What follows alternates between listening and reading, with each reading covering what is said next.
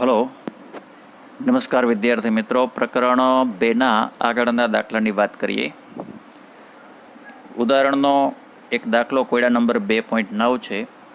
45 gram ethylene glycol C2H6O2 ethylene glycol આગળ એક આવી ગયો છે. એનું સૂત્ર પણ મેં તમને કીધું હતું, યાદ કરો. CH2H જેનો અણુભાર 62 થાય છે ને 600 ગ્રામ પાણી સાથે મિશ્ર કરવામાં આવ્યો તો ઠાર બિંદુમાં થતો ઘટાડો એટલે અવનયન અને દ્રાવણનું ઠાર બિંદુ શોધો.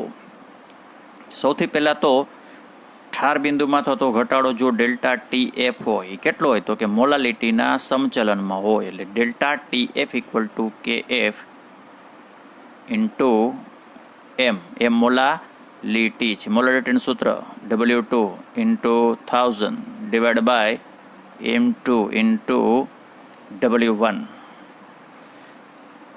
હવે અહીંયા આગળ જુઓ, જે કેટલી વસ્તુ આપેલી છે. KFની કિંમત આપેલી નથી, તો પાણી માટે KFની કિંમત 1.86 kilogram kelvin kilogram mall inverse જેટલી થાય.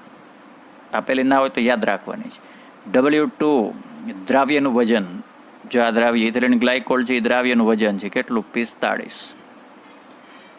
M2 દ્રાવ્યનો અણુભાર, ઇથિલિન ગ્લાયકોલનો અણુભાર 62, હમણાં મેં તમને કીધું હતો એ. W1 પાણીનું વજન, દ્રાવકનું વજન 600. હવે સાદરૂપ આપશું એટલે ડેલ્ટા TFની કિંમત છે ને એ 2.2 જેટલી પ્રાપ્ત થશે. ડેલ્ટા TFની કિંમત અત્રે 2.2 કેલ્વિન જેટલી પ્રાપ્ત થશે. આ જવાબ છે. એટલે આ વસ્તુ ઠાર બિંદુમાં થયું ઘટાડો અથવા ઠાર બિંદુમાં અવનયન કહેવાય. હવે બીજું એક વસ્તુ એમ કીધી છે કે ભાઈ દ્રાવણનું ઠાર બિંદુ કેટલું થાય. તો દ્રાવણના ઠાર બિંદુ માટે આગળ ડેલ્ટા TB વાળું એક સૂત્ર યાદ કરો.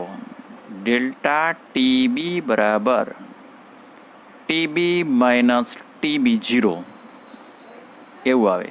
હવે અહીંયા ડેલ્ટા TFમાં ઊંધું થાય, મીન્સ કે આ 0 વાળું છે ને એ પહેલાં આવે. Delta TF = TF0 - TF. Delta TF શું થાય? ઠાર બિંદુમાં થતો ઘટાડો કેટલો છે? 2.2 છે જ. TF0 શુદ્ધ દ્રાવકનું ઠાર બિંદુ. શુદ્ધ દ્રાવક કોણ છે? અહીંયા દ્રાવક કોણ છે? પાણી. પાણીનું ઠાર બિંદુ કેટલું? 0°C. એને કેલ્વિનમાં કન્વર્ટ કરો એટલે એ થાય 273.15. TF દ્રાવણનું ઠાર બિંદુ જે આપણે મેળવવાનું છે. એટલે TFને કરતા બનાવીશું. TFને હું આ બાજુ લાવું, 2.2 છે ને આ બાજુ લાવું, બાદબાકી કરાવું એટલે જવાબ 270.95 કેલ્વિન જેટલો પ્રાપ્ત થશે. એટલે 2 માર્ક્સનો દાખલો અથવા MCQમાં પણ લઈ શકાય એવો છે. ગુજસેટ માટે પણ અગત્યનો દાખલો છે. આ રીતે ગણાય. એમના પછીનો એક દાખલો કોયડા નંબર 2.10. 1 ગ્રામ અવિદ્યુત વિભાજ્ય દ્રાવ્ય 50 ગ્રામ બેન્ઝીનમાં ઓગાળેલ છે. બેન્ઝીનના ઠાર બિંદુમાં 0.40 કેલ્વિનનો ઘટાડો કરશે છે. બેન્ઝીનના ઠાર બિંદુમાં અવનયન અચળાંક 5.12 કેલ્વિન છે. કેલ્વિન કિગ્રા મોલ ઇન્વર્સ એકમ છે એનો. તો દ્રાવણનું મોલર દળ મીન્સ કે M2 મેળવવાનું છે. W1 1 ગ્રામ, W2 50 ગ્રામ મોલર દળ મેળવવાનું છે. ઠાર બિંદુમાં થતો ઘટાડો delta TF 0.40 kelvin. KF 5.12 kelvin. હવે આગળનો જે આપણે દાખલો કર્યો છે ને એમાં ડેલ્ટા TF બરાબર KF × W2 × 1000 છેદમાં M2 × W1. બધી કિંમત આપી દીધી છે અહીંયા M2 ને કરતા બનાવશો, કિંમત મૂકી સાદરૂપ આપશો એટલે મોલર દળ 256 ગ્રામ પ્રતિ મોલ આવશે. આ રીતે. એમના પછીનો એક દાખલો છે લખાણ સંબંધિત દાખલો 2.11 પેજ નંબર 57 ઉપર. 75 ગ્રામ એસેટિક એસિડમાં ઉમેરવા પડતા એસ્કોર્બિક એસિડ વિટામિન સી સૂત્ર પણ આપેલું છે નું દળ શોધો. તેનું ગલન બિંદુ 1.5° જેટલું ઘટાડી શકાય. 75 ગ્રામ એસેટિક એસિડ છે એ દ્રાવકનું વજન છે. W2 દ્રાવ્યનું વજન મેળવવાનું છે. દ્રાવ્યનો અણુભાર, આજે એસ્કોર્બિક એસિડનું સૂત્ર છે ને એને આધારે એનો અણુભાર મળે 176. એકમ લખતો નથી હું, ગ્રામ પ્રતિ મોલ. ગલન બિંદુ કેટલું ઘટાડી શકાય? 1.5° જેટલું ગલન બિંદુ ઘટાડી શકાય. એટલે ડેલ્ટા ટી એફ મૂકી દઉં 1.5.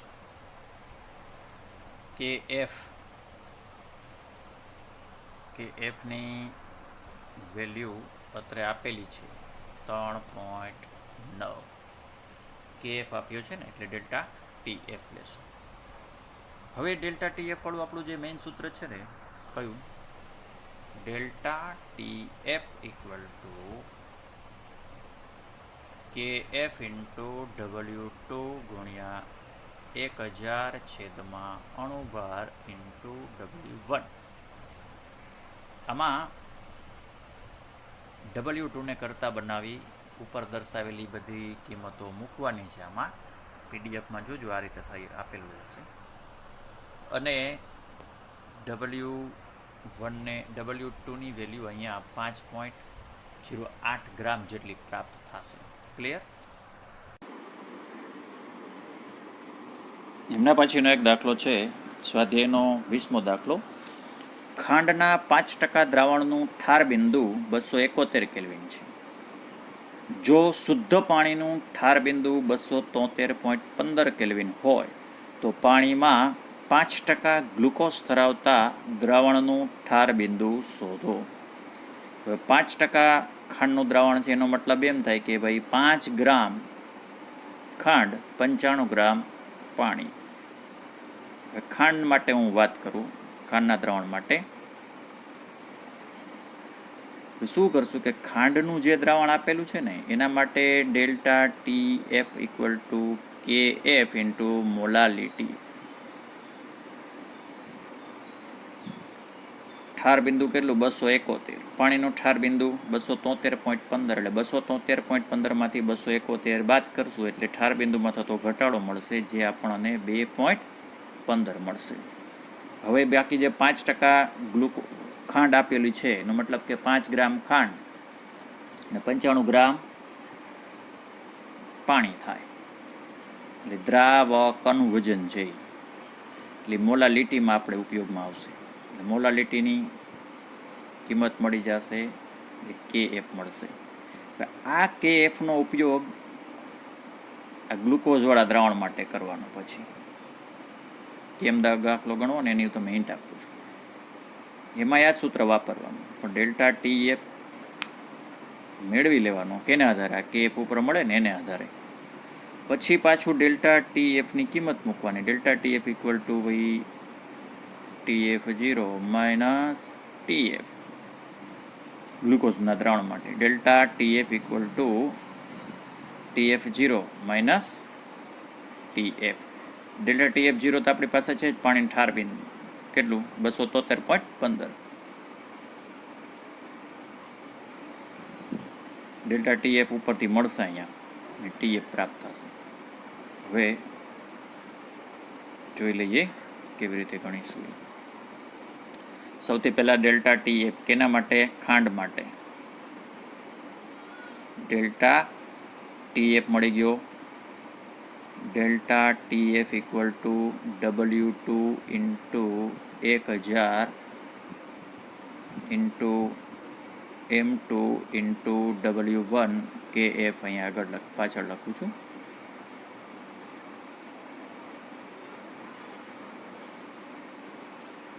ફરીથી delta T F equal to કે એફ ઇન્ટુ W2 ઇન્ટુ 1000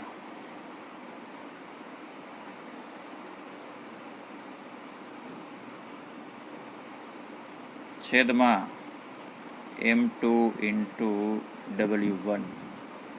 આ 1000 છે, ઉપર છે ને.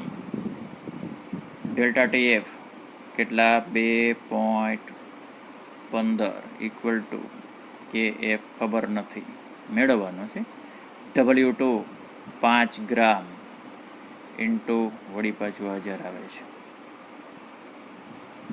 આ 1000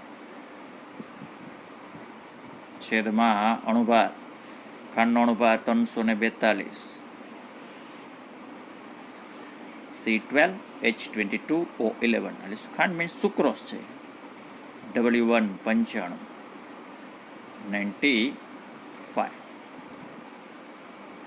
હવે આમાંથી KF ને તમે કરતા બનાવશો ને, એટલે KF ની કિંમત ફાઇનલ અહીંયા આગળ તમને 13.99 મળશે. ક્લિયર? 13.99 મળશે. હવે આ જ સૂત્ર આપણે ગ્લુકોઝ માટે વાપરવાનું. ગ્લુકોઝ માટે delta TF equal to KF into W2 into 1000 છેદમાં M2 ઇન્ટુ W1. હવે ડેલ્ટા TF મેળવવાનો છે. KF હમણાં આગળ ઉપર 13.99 મેળવ્યો હતો. W2 એનું 5 ગ્રામ 5% કીધું, જેનો મતલબ કે W2 5 થાય. અણુભાર, ગ્લુકોઝનો અણુભાર 180, C6H12O6 સૂત્ર. W1 દ્રાવક તરીકે પાણી છે, તો પાણીનું વજન 95 થશે. પછી સાદરૂપ આપવાનું ગણતરી કરશો એટલે ડેલ્ટા TF ની કિંમત છે ને એ 4.09 કેલ્વિન આવશે. ઓકે. હવે પાછું ડેલ્ટા TF નું સૂત્ર શું થાય આગળ? Delta TF equal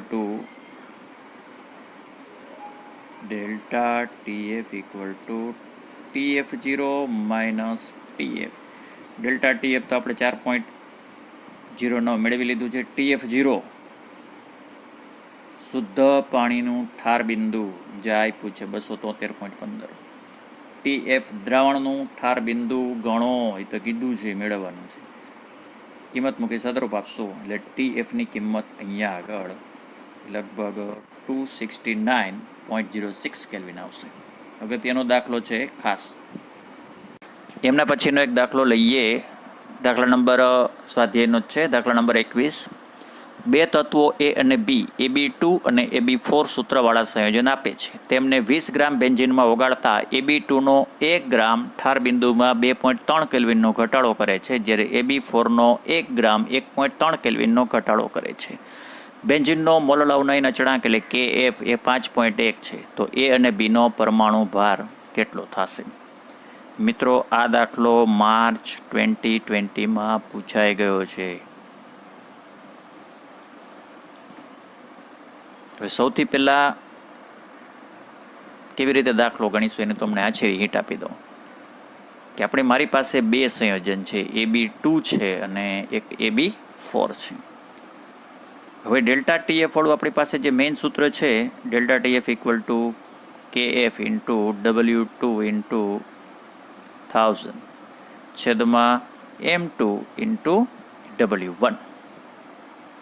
delta TF 5.1, KF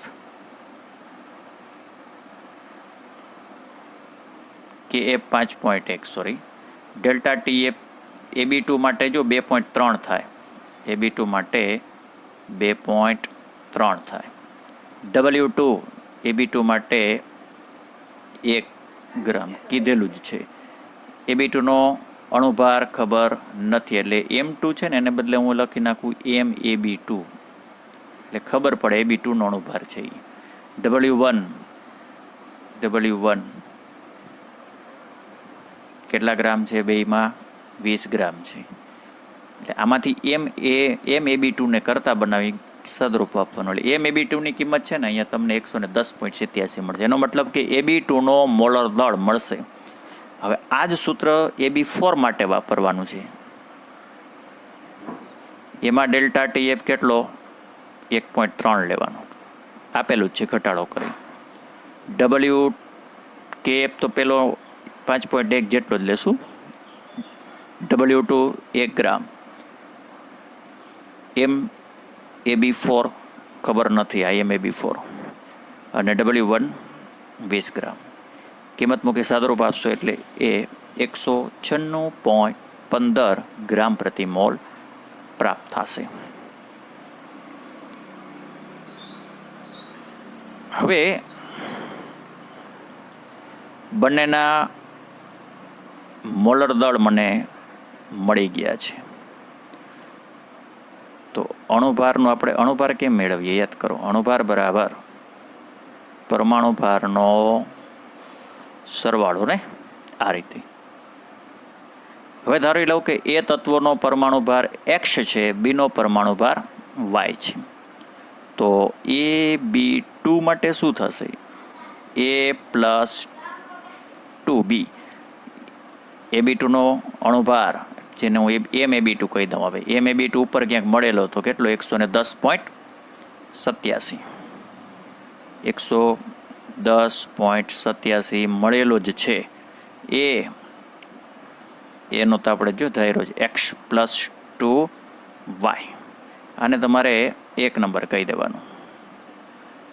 હવે આવું જ AB4 માટે એટલે MAB4 A+4B. MAB4 કેટલો? 196.15 X+4Y. અને 2 નંબર કહી દો. 196 છે એ 110 કરતાં વધારે થાય આમ જોઈએ તો. એટલે હવે શું કરવાનું? સમીકરણ 2 - 1 લેવાનું. એટલે સમીકરણ 2 માંથી 1 બાદ કરતા 2 શું હતું? x+4y, x+4y minus x+2y, minus નિશાની છે એટલે x - 2y. 196.15 માઇનસ, અહીંયા માઇનસ છે, ખાસ વસ્તુ બરાબર નથી, અહીંયા વચ્ચે છે ને એની કિંમત, અહીંયા માઇનસ -110.87. x એટલે 2x, ઉડી જાય છે. 4y માંથી 2y બાદ કરો એટલે 2y = આ બાદ બાકી લગભગ 85 જેવી થાય છે, 85.28. એટલે y ની કિંમત આપણને મળશે 42.64. આ y ની કિંમત ગમે તે બે માંથી એકની અંદર મૂકી x ની કિંમત તમે ફાઇન્ડ આઉટ કરી શકો. એટલે લગભગ x ની કિંમત 85.28 મળશે. ફાઇનલ આપી દેશું. એનું પરમાણુ દળ 85.28 ગ્રામ પ્રતિ મોલ, અને બીનું પરમાણુ દળ કેટલું મળે ભાઈ? 42.64 ગ્રામ પ્રતિ મોલ જેટલું પ્રાપ્ત થાય. આ રીતે માર્ચ 20માં દાખલો પૂછાયેલો હતો.